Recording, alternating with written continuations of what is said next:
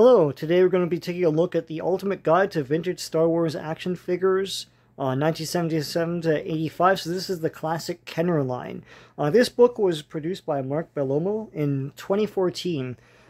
So it was published about 10 years ago. And here's the back of it. I love this book. I know there was another edition after this. I didn't manage to pick that up. I think it was like a hardcover or something. But this toy line was the heart and soul of my toy collection as a kid. My parents bought as many Star Wars things as they could. They were into it. And looking at a book that has everything in it is wonderful. So let's take a look at this. Here's the contents. It's got like the action figures for Star Wars, and then the creatures play sets, vehicles, things like that. Of course, the Star Wars action figure, toy line, etc. Is legendary because it kickstarted Hollywood's love affair with merchandising for movies. It didn't really happen much before this. I know Dr. Doolittle, whatever studio, I think MGM or someone, took a bath on that one. This just goes through you know, the different terms. You know the drill: mint on card, mint loose on card. We don't really care about that. We just want to look at the pictures. There's also some pricing, but even Mark Bellomo here says like it's really arbitrary. I mean, everyone's gonna name their price. And this, of course, is the Ewok glider from Return of the Jedi. And here's some write-up about the movie itself.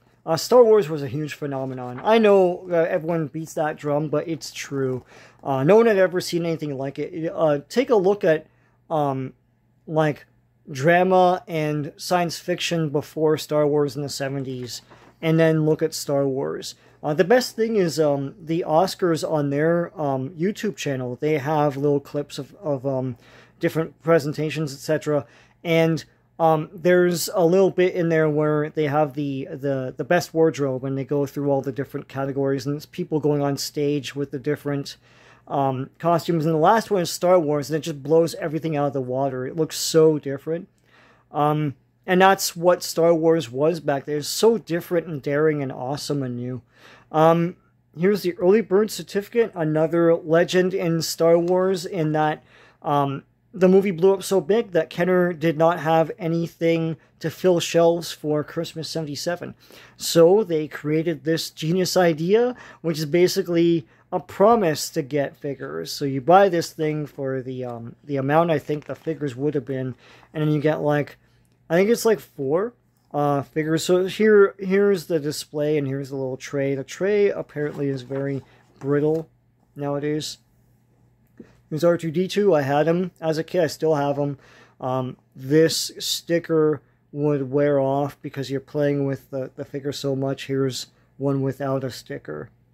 If you twist him, it makes ding, ding, ding sounds, but not so much like the movie. But I imagine that it sounded like the movie.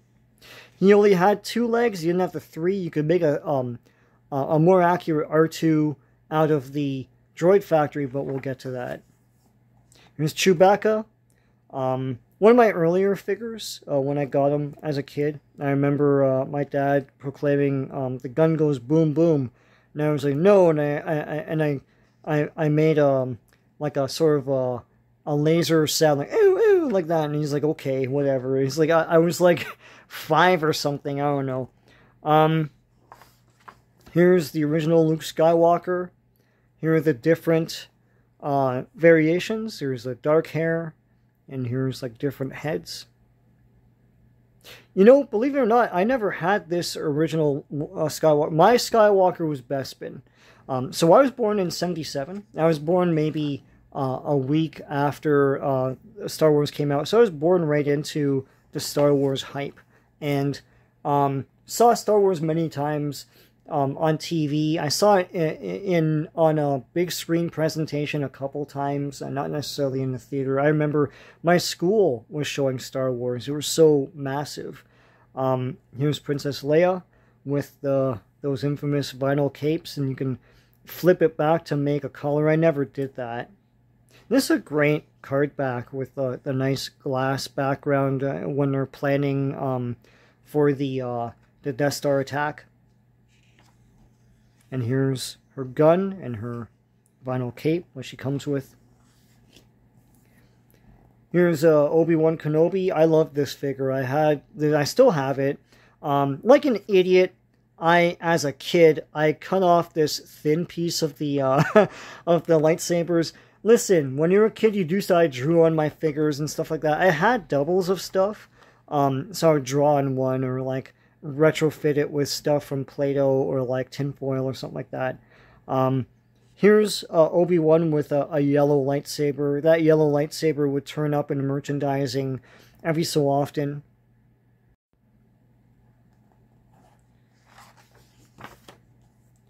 Here's Darth Vader. I had this. I played with it so much that the head fell off. I don't even know if the head was attached to something. Like when I looked, there was just a hole. I don't know if something broke off of it. Of course, he had a vinyl cape, and he had the lightsaber that would be built right into the arm. So you'd like with this little lever, and you take it out of the arm. It's pretty awesome. It was pretty innovative stuff at the time. Action figures, of course, were 8-inch dolls, basically, like the Mego dolls. Before this, and Mego actually did the comic action heroes. They were these little 3¾ inch guys, and they did play sets and stuff like that. And of course Micronauts. And Kenner went this route for Star Wars because you could also make the vehicles and playsets and creatures that can interact with these small figures as well. This is the Han Solo I had. I had the big head one. I always thought that was the only one, and I thought it was weird they had a big head, but this is more proportionate here. And they have quotes from the characters and stuff. Mark Bellomo basically talks very seriously about this stuff in the lore and everything. Here's C-3PO. I still have him to this day. One of his legs, I can't move it, and I'll never try now. He looks fairly stumpy here, but this was an awesome action figure. I thought this was like so movie accurate and crazy. I think this is vac metallizing. This kind of thing you don't really see that often anymore, where it's so shiny and metallic. Pretty cool stuff. There's the card back.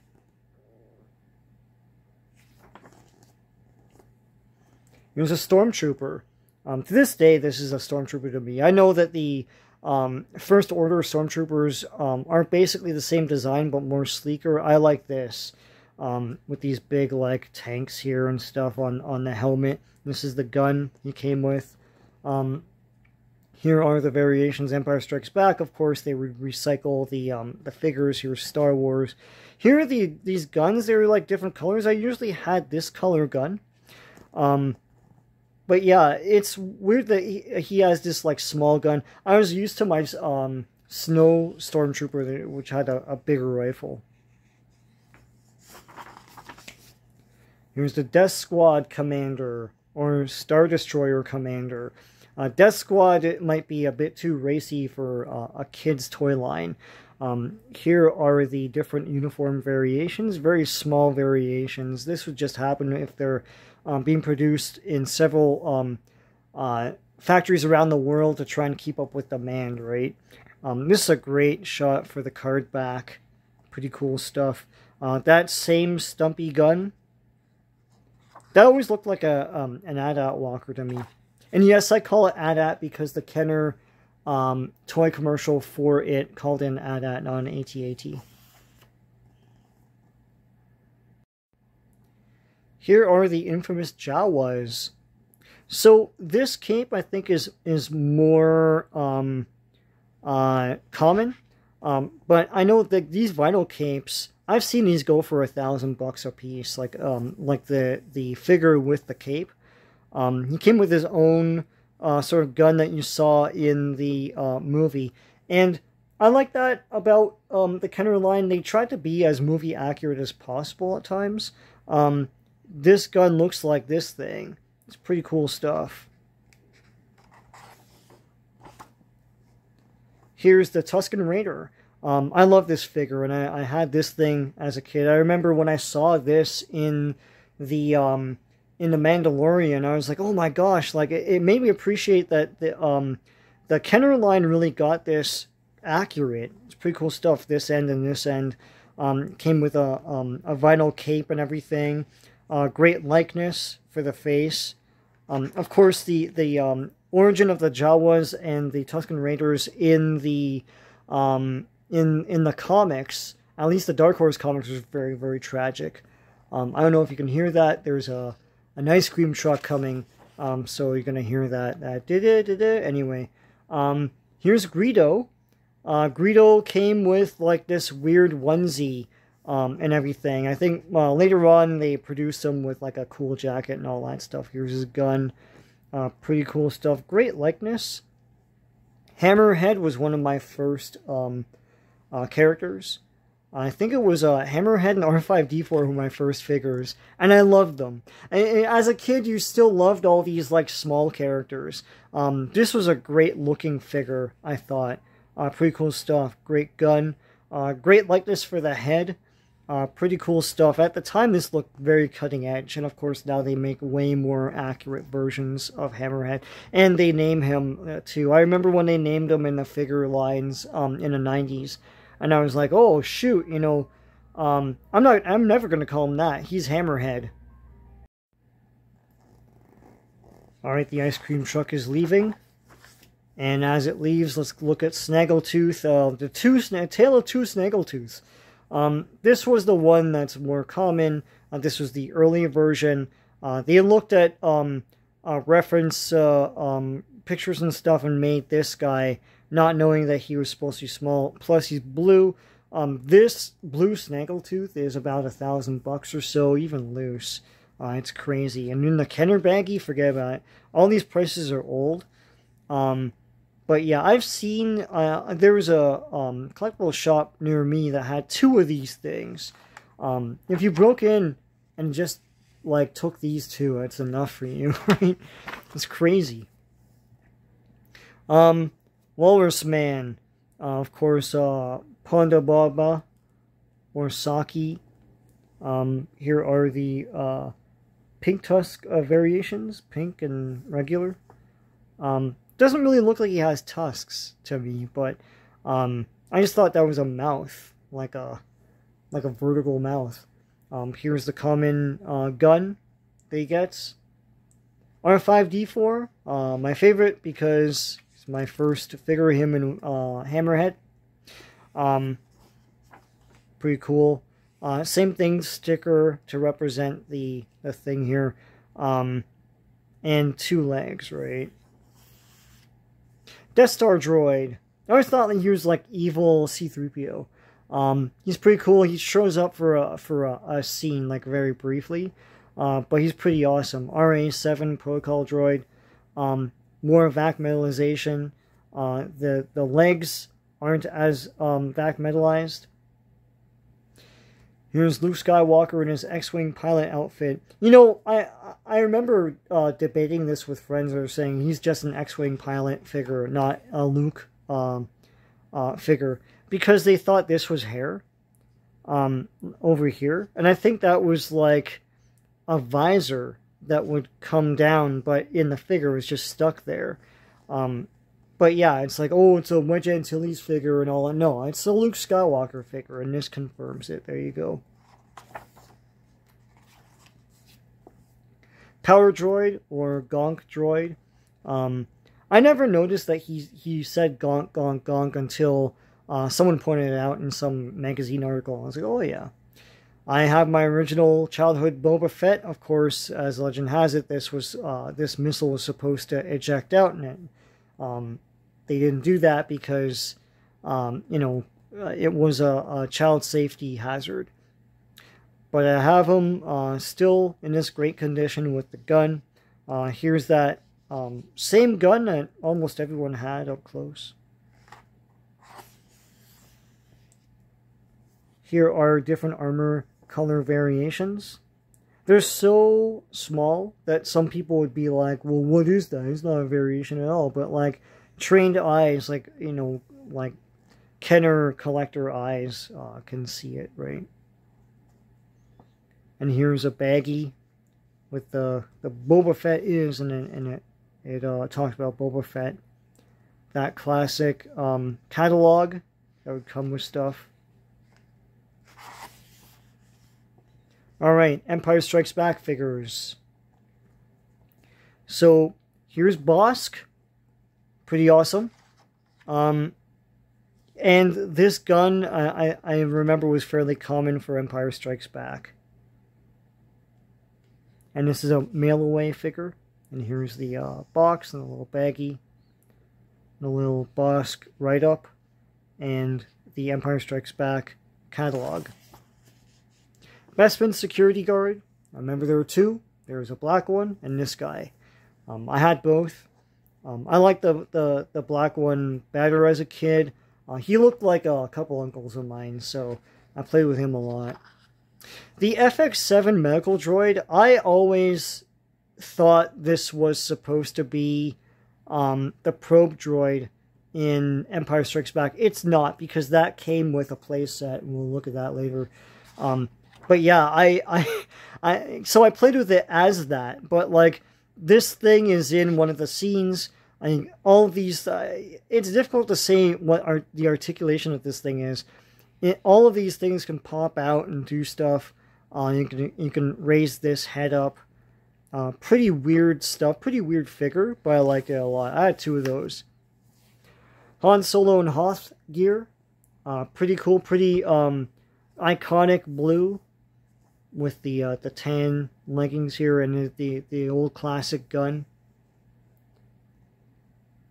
Here are variations.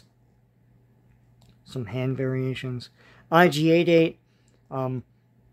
Look at these two guns he comes with. My IG-88 broke because this plastic was fairly flimsy and the arm is very thin. So one time I lifted up the arm and it just broke. Not at the shoulder, but like in the middle somewhere. But that was the cool thing about Star Wars. The figures were very unique to each other, especially the aliens and the droids. Here are different gun variations. Looks pretty awesome. The likenesses and the detailing are pretty impressive for the time. Here's the Snow Stormtrooper. Imperial Stormtrooper.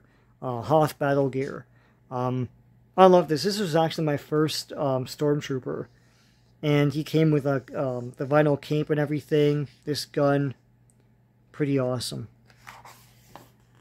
Lando Calrissian. I love this figure.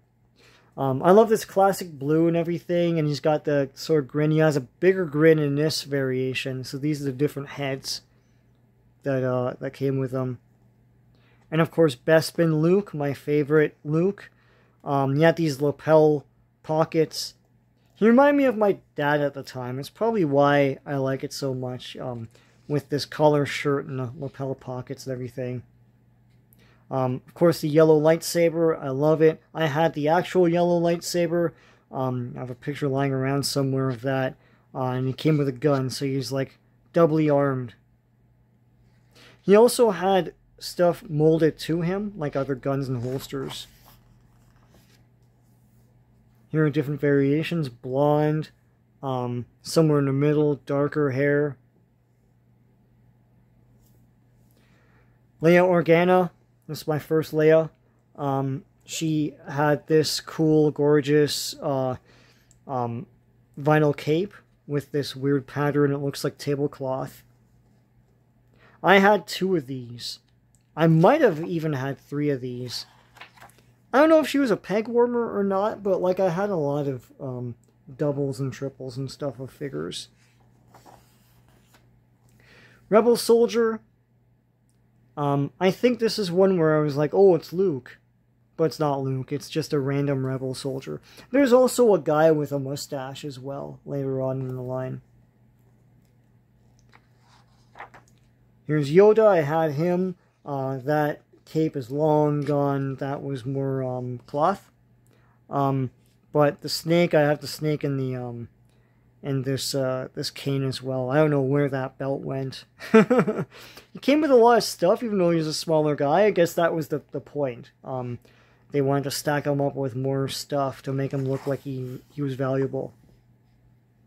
But this is what my current childhood Yoda looks like, just with the with the dark. It's still a robe. I always had the orange snake. I never saw this one. Here's Dengar with a classic rifle that was throughout Empire Strikes Back. I love this guy. He had all the bandage and stuff like that, and it's like, you know, what happened to this guy? And of course they explain it in one of the books. Han Solo in Bespin gear, or Bespin outfit, not gear. Here is with that weird drill gun. This whole thing always fascinated. It looked like a drill gun. He's still got that classic belt buckle here. Here's Lobot. I had a couple of these guys. I love the frilly 70s sleeves. Ognot. He had this bib. This thing's long gone now. I had this as a kid. I still do. This thing was weird. I didn't know if it was his lunchbox or something. I think he's supposed to saw with it or something like that. Of course, they turn up in Empire Strikes Back, trying to take C-3PO apart. Here's an AT-AT driver. Of course, you could get these carded figures without their vehicles. But he still looks pretty cool, man. He's got that frown and this cool thing that came with a lot of the Hoth soldiers as well. That you could sling over his shoulder. There's Leia in Hoth outfit. With a gun that she's kind of just holding and not, you know, aiming with. I don't know if it's supposed to be a baton. I thought it was a gun. Imperial Commander. I had a couple of these guys. Tall dude. It's one of the guys from Empire Strikes Back. One of the guys that dies. Here, Rebel Commander. Here's another Hoth soldier. With a classic design here. The gun that you can sling over his shoulder. Here's 21B. I had this figure. He's part of the medical center in the Hoth base. He's in the scene where Luke goes in the back of the tank. Fairly intricate figure. I like the arms here. They're pretty cool. And this thing came off his head, so it sort of forms a, well, it looks like a microphone in real life, but it's this thing that hooks up to the face. And this little stick here. Pretty neat stuff. Pretty intricate for the time. These figures look like the cutting edge of toys at the time. Here's an AT-AT Commander, General Veers. I don't think they named him General Veers in the figures, but maybe I'm wrong. I had him. Another example of a carded figure of a vehicle that most kids didn't have. But I had him. Luke Skywalker in Hoth battle gear. This is pretty cool stuff. I like all the molded stuff on the figure, like the binoculars and the goggles, but as a kid I was like, I really wish these were accessories. He had the standard issue shoulder strap gun, and these are the variations. Another excuse to sell an R2 toy. This is the Periscope R2 from the Dagobah scene where he's navigating his way out of a swamp.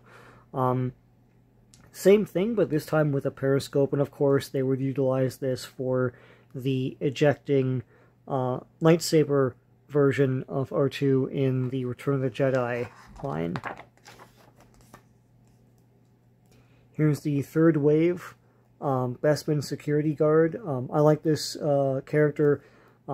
As I had said before, he looked like several uncles that I had, so he also had this weird drill gun thing. It always looked like a drill gun to me because of the way it was shaped at the nozzle there. Here's a Cloud Car pilot. I had the Cloud Car pilot, but I did not have the Cloud Car. Nowadays, the Cloud Cars are really common on the back market, fairly cheap. But I had this guy, another example of a carded dude. for a vehicle that most kids didn't have. Here's Forlom, aka Zuckuss. I love the gun design here, and it was fairly unique. It wasn't something that they repeated over and over again with other characters. And here's the mail-away baggie for nice cloth shawl. I like that they always had clothes underneath, so even if you lost this, you could pretend that that's this. The big bib that goes over the shawl. Pretty neat stuff. Here's Third Wave in Empire Strikes Back C-3PO.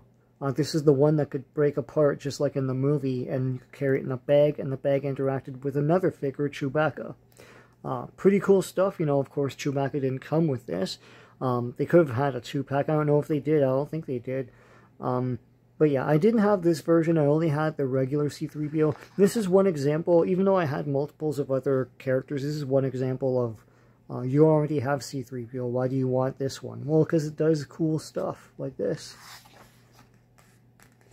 Imperial TIE Fighter. These guys always looked awesome to me. The helmet is really cool. All of the different Imperial guys were great. Very neatly designed, and I like the different variations of like the Snow Stormtrooper and the Biker Scout, etc. There's Zuckuss, aka Forlom. They always had this weird disc, that was put on C-3PO as well. To me, that's a very classic Star Wars look.